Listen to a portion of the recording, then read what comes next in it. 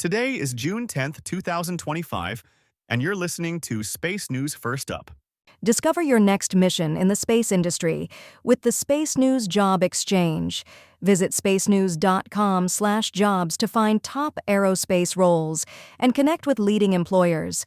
And for employers, use discount code JOBEX for 15% off your next purchase. Here are today's top headlines in space.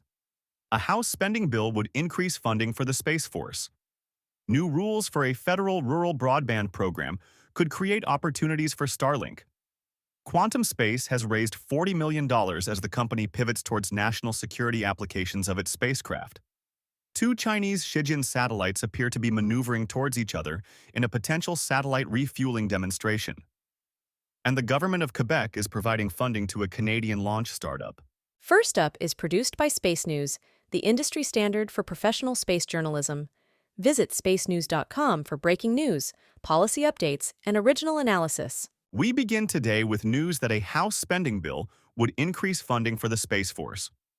The House Appropriations Committee released Monday a draft of its fiscal year 2026 defense bill, which keeps overall defense spending flat at $831.5 billion as proposed by the White House.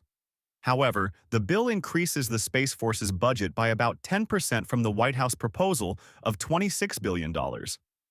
The bill includes a significant increase for research, development, testing, and evaluation, and a smaller bump for procurement, partially offset by reductions in personnel and in operations and maintenance. The committee will mark up the bill this week. New rules for a federal rural broadband program could create opportunities for Starlink.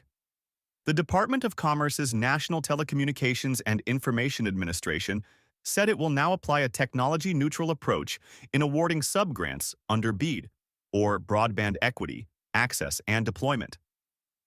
Congress created the program in 2021 with a focus on fiber to help close the country's digital divide. But the new rules would allow satellite services to compete for funding. Analysts say the changes should help SpaceX's Starlink, the satellite operator with the most to gain.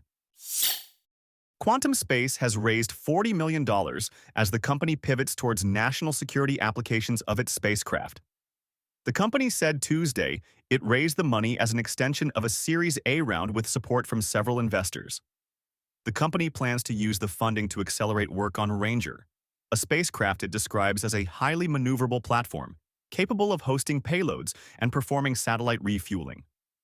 Quantum Space once envisioned Ranger as part of a cislunar architecture, but now is focused on applications such as supporting the Golden Dome missile defense system. The first Ranger is slated to launch in late 2026 on a test flight. Two Chinese Shijian satellites appear to be maneuvering towards each other in a potential satellite refueling demonstration.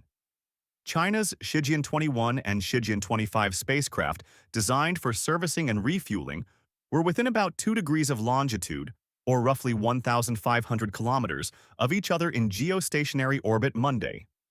Shijian 25 was launched in January to test on-orbit refueling and mission extension technologies, while Shijian 21 was launched in October 2021. The two spacecraft are expected to dock, with Shijian 25 possibly refueling Shijian 21. American surveillance satellites USA 270 and USA 271, part of the Geosynchronous Space Situational Awareness Program, are in the vicinity to observe the expected operations.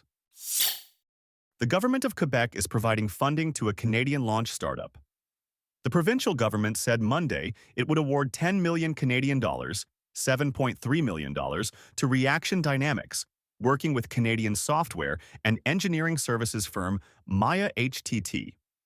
The companies will use the funding to qualify a hybrid propulsion system and establish a testing facility.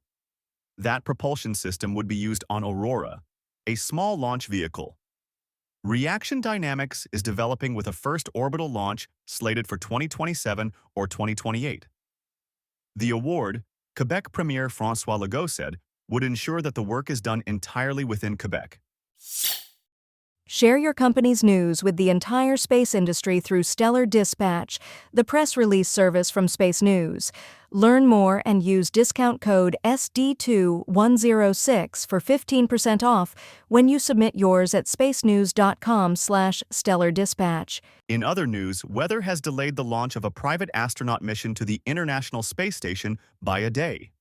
SpaceX and Axiom Space said they delayed the launch of the Xplore mission to Wednesday at 8 a.m. Eastern because of weather conditions in the ascent corridor in the unlikely event of a launch abort.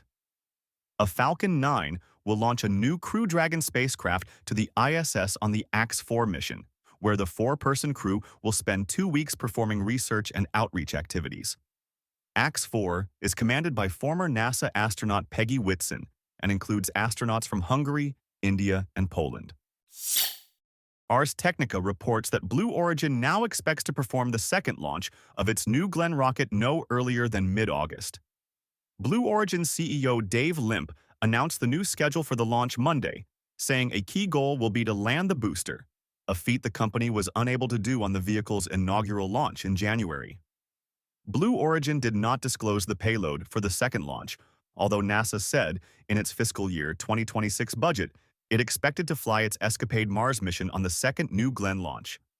Blue Origin had previously targeted late spring for the second New Glenn launch, and the revised timeline comes as one key executive retires and another takes a leave of absence. Xplore has released hyperspectral imagery from its first satellite. X-Cube-1, a 6-unit CubeSat launched in December, provides imagery with a resolution of 5 meters per pixel over a range of spectral bands, the company announced Tuesday. Xplore envisions defense and intelligence, agriculture, forestry, and other applications for that hyperspectral imagery, as well as the ability to observe other satellites and space debris. Zuby-1 is the first satellite in a planned constellation. WKYC-TV Cleveland reports that a group is planning a protest against NASA's budget cuts in Cleveland next week.